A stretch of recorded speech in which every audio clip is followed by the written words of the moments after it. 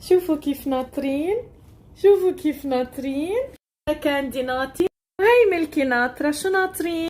هيدا جنجر ناطر، ناطرين الأكل. شو عملنا لهم؟ عنا هون بامكن، هو يقطين، كوسة، لحمة ودجاج، سلقناهم مع بعض. شوفوا كيف تركت المرق تبعهم، هيدا كتير منيح. رح حطه يشربوه كمان. شوفوا، رح انطر ليسقعوا وطعميهم منه. يلا تعوا. هلا بعدهم سخنين، ما قادرين ياكلوا، بدنا نسقع شوي، نسقعهم وبيرجعوا بياكلوا. تفضلوا. طعميه بايدي.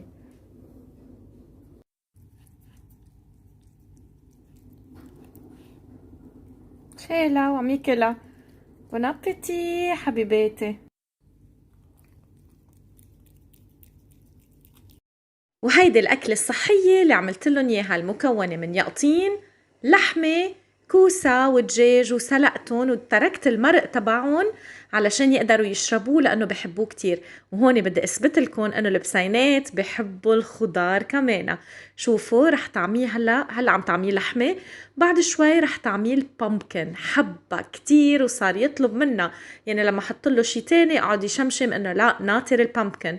وهيك بنكون عطيناهم مغذيات، واكيد رح نستعين بالفيتامينز اللي قلت لكم عنهم، مثل سالمون اويل، مثل المالتي فيتامينز كمان، لندعم الاكل كمان، مش يكون بس اشياء من البيت. كمان الفيتامينات بتحسن لهم من صحتهم.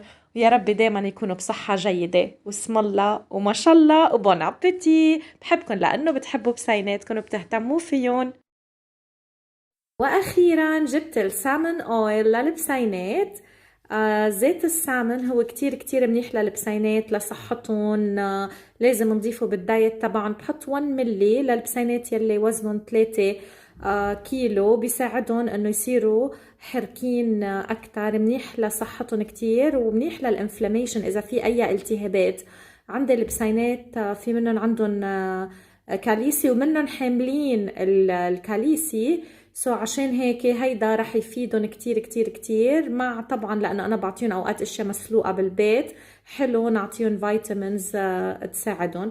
انا بنصح كتير بالسالمون اويل.